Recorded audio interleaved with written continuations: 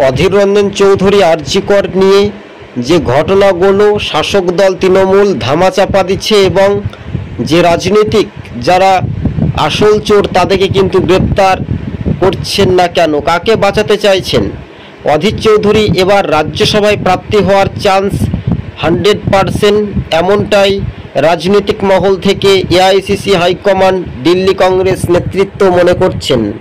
তবে সর্বভারতীয় কংগ্রেস নেতৃত্ব খাড়গের থেকে রাহুল গান্ধী লোকসভার বিরোধী দলনেতা, তিনি স্পষ্টভাবে জানিয়ে দিয়েছেন যে অধীর চৌধুরী প্রদেশ কংগ্রেস সভাপতি থাকছেন। অধীরকে ফোন করে বার্তা জানিয়ে দিয়েছেন সভাপতি। তবে স্বাভাবিকভাবে অধীর চৌধুরী রাজ্যসভায় প্রার্থী হতে পারে বলে এমনটাই খবর কিন্তু জানানো যাচ্ছে। তবে রাহুল গান্ধী সেই বিষয়টা নিয়ে ভাবনা চিন্তা করে পর্যালোচনা করে দেখছেন এবং রাহুল গান্ধী আরও স্পষ্ট করে দিয়েছেন বাংলার কংগ্রেস কর্মীদেরকে সঙ্গে নিয়ে অধীর চৌধুরীকে বড় নির্দেশ দেওয়া হয়েছে যে আরও জোরালো প্রতিবাদ আন্দোলন হোক। কেননা আপনারা জানেন যে সরাসরি পশ্চিমবঙ্গে অধীর চৌধুরীর নেতৃত্বে আরজি করে যে ঘটনা নিয়ে কলকাতা রাজপথে লাখো লাখো কংগ্রেস সমর্থকদের যে জনঢল, সেই ভিড়টা দেখে দিল্লি কংগ্রেস নেতৃত্ব উজ্জীবিত বা খুশি হয়েছে। তবে এই বিষয়টা শাসক দল তৃণমূল তো ভয় পাচ্ছেই, কেননা আরজি করের ঘটনা নিয়ে ধামাচাপা দিয়ে রুখতে পারবে না। এই মর্মে অধীর রঞ্জন চৌধুরী আরও পর্যালোচনা করে শাসক দল তৃণমূলকে তীব্র কটাক্ষ করেন। তবে বিশেষ সূত্র মারফত খবর, সম্ভবত রাহুল গান্ধী চাইছে অধীর রঞ্জন চৌধুরী রাজ্যসভায় প্রার্থী হয় যদি কিনা, মানে হওয়ার একটা চান্স রয়েছে। কোন রাজ্য থেকে হতে পারে? চলতি মাসেই দেখা যাচ্ছে যে কর্ণাটক বিধানসভার যেহেতু রাজ্যসভার ভোট আছে, সেই কয়েকটি আসন কিন্তু ফাঁকা রেখে অধীর চৌধুরীর নাম ঘোষণা করতে পারে বলে দিল্লি কংগ্রেস এআইসিসি সূত্র মারফত খবর আমরা জানতে পারছি। কেননা বারবার করে আলোচনা বা বারবার করে রাজনৈতিক সমালোচনার ঝড় কিন্তু উঠেছিল যে অধীর রঞ্জন চৌধুরী এবার প্রদেশ সভাপতি থাকছে না বলে বিভিন্ন গুঞ্জন পাওয়া যায়। তবে রাহুল গান্ধী স্পষ্টভাবে জানিয়ে দিয়েছেন যে অধীর রঞ্জন চৌধুরী থাকছে, আপাতত কোনো ভূমিকায় নেই। তবে এই মর্মে আরও কিন্তু ফর্ম বা বিভিন্ন হিসেব অনুপাতে দেখতে পাচ্ছি অধীর রঞ্জন চৌধুরীর দাপট স্পষ্টই। কেননা তিনি ভোটে হেরেছেন ধর্মীয় মেরুকরণের রাজনীতির কারণে। তৃণমূলের বিধায়ক প্রকাশ্যে হিন্দুদেরকে ধমক এবং হুমকি দিয়েছিলেন, আপনারা সকলেই জানেন বাংলার জনগণ। তবে অধীর রঞ্জন চৌধুরীকে বড় দায়িত্ব দেওয়ার সম্ভাবনা বেশি বলে এমনটাই পর্যবেক্ষক হিসেবে মনে করানো হচ্ছে। তবে রাজ্য রাজনীতির বিষয়টা নিয়ে খুবই দ্রুত গতিবেগে এগিয়ে যাওয়ার যে সম্ভাবনা বেশি, সেটা এখন দেখার একটা বিষয়।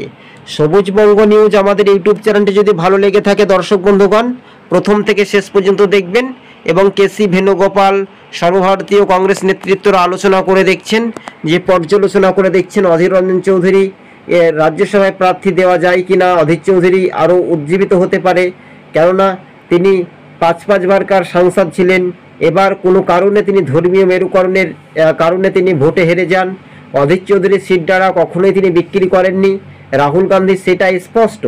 তবে অধীর রঞ্জন চৌধুরী অতীত বর্তমান ভবিষ্যৎ যতকাল তিনি জীবনে বেঁচে রয়েছেন তৃণমূলের বিরুদ্ধেই তিনি কথা বলেন স্বাভাবিকভাবে, এই স্পষ্ট। মানে কেননা তৃণমূল কংগ্রেস দলটাকে এক প্রকারের শেষের পর্বে বা শেষ করে দিয়েছিল বলে এই মর্মে আমরা দেখেছিলাম যে বিভিন্ন পর্যালোচনাতে অধীর রঞ্জন চৌধুরী সাংবাদিক বৈঠক থেকে সর্বভারতীয় কংগ্রেস নেতৃত্ব নড়ে চড়ে এবার বসেছেন।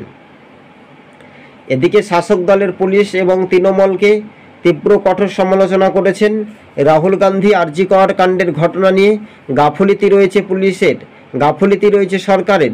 এই সরকারের পদত্যাগ করা উচিত, ছাড়া বাংলার জনগণের গতি নেই। তবে স্বাভাবিকভাবে মানুষের রায় বা জনগণের যেটা গর্জন, সেটা স্পষ্ট হাওয়ার মুখে। তবে এই হাওয়া কোন দিকে যাচ্ছে চেঞ্জ, সেটাই শুধু সময়ের অপেক্ষা। রাহুল গান্ধী বৈঠকের পর সিদ্ধান্ত চূড়ান্ত হওয়ার সম্ভাবনা বেশি। তবে রাজনৈতিক মহলে যে ভূমিকা নিয়ে উঠেছিল প্রশ্ন, 2024-এ মানুষজন কতটা নির্বিঘ্ন। আরজি কর কাণ্ডের ঘটনা নিয়ে রাহুল গান্ধী তীব্র সমালোচনা করেছেন শাসক দলের বিরুদ্ধে।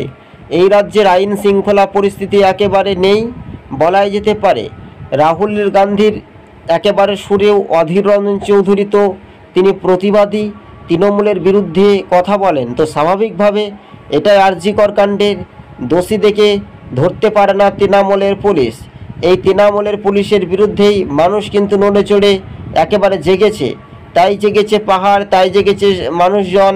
প্রতিবাদ হোক, আন্দোলন হোক, গড়ে তুলো মানুষের অধিকারের আইন, তথ্য, প্রমাণ। তবে এটাই শাসক দল কাকে বাঁচাতে চাইছে দর্শক বন্ধুগণ, রাহুল গান্ধী তা স্পষ্ট করে দিয়েছেন। তবে টুইটার থেকে টুইট এই মুহূর্তে সেটা শাসক দল তৃণমূলের ভয় পাওয়ার একটাই কারণ বা একটাই লক্ষ্য। তাই রাজনৈতিক মহলে যে ভূমিকা বা রাজনৈতিক মহলে যে প্রশ্ন, সেটা একটু দেখার একটা বিষয়। তবে রাজ্য রাজনীতির ভূমিকা নিয়ে উঠেছিল প্রশ্ন। আগামী দিন যে মানুষের রায় বা জনগণের গর্জন, সেটা কিন্তু স্পষ্ট হচ্ছে।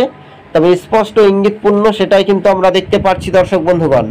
তবে রাজ্য রাজনীতির ভূমিকা নিয়ে রাহুল গান্ধী এবং সর্বভারতীয় কংগ্রেস নেতৃত্ব পর্যালোচনা বা বৈঠক করতে পারেন।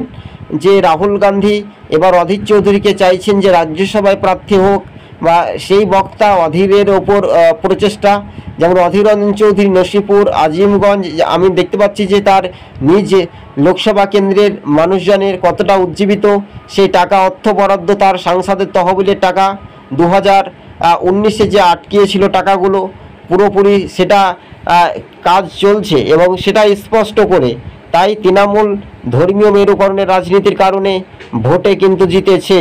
কিন্তু স্বাভাবিকভাবেই তৃণমূল সরকার আগামী 2026-এর বিধানসভা নির্বাচনে নবান্নের 14 তলা বিল্ডিং কাঁপতে চলেছে বলে এমনটাই খবরের ইঙ্গিত আমরা পাচ্ছি।